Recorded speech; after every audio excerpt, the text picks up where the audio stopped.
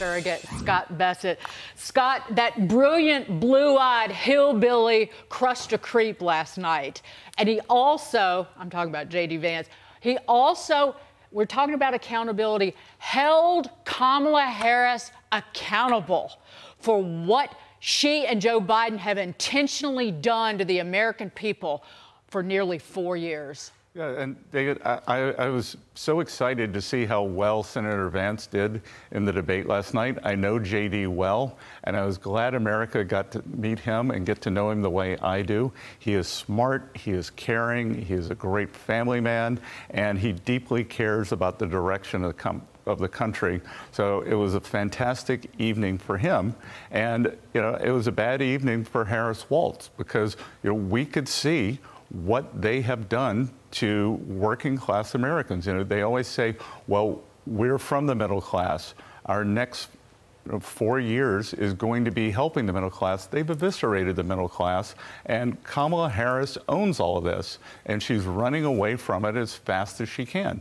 As the JD said last night, why don't you do it now? Why don't you do it now? You've got all these programs, you've got all these talking points, but what they did was she broke the tie on the Inflation Reduction Act, which is Orwellian named, and the American Rescue Plan, which even Democrat economist Larry Summers said put $1 trillion of extra stimulus in this economy that led to the great inflation. And what really worries me as a markets person, as an economist, and an American citizen, they won't admit what they did, which means they're going to do it again. No doubt. And listen, as a viewer of the debate, sometimes I wish that J.D. Vance had been a little more ripping during the debate, but he's not trying to get my vote or Dagen's vote.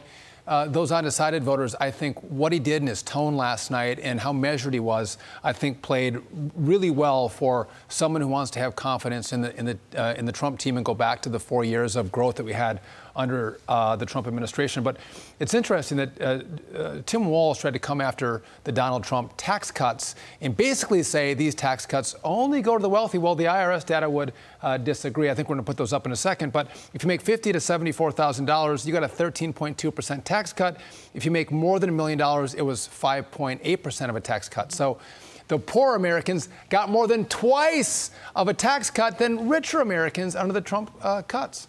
Yeah, and household net worth during Trump 1.0, and we should look forward to 2.0. Under 1.0, household net worth for the lower 50% of earning Americans went up about 13%. For the top 1%, it went up 0.6%.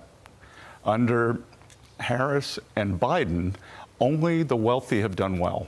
The top 10, 20% are accumulating all the gains. Housing's up, stocks are up. And if you don't own assets, you're not in the ballgame. The bottom 50% is in a terrible vice of high interest rates, unfettered immigration killing their wages, and there's just more of that to come. You see record credit card defaults.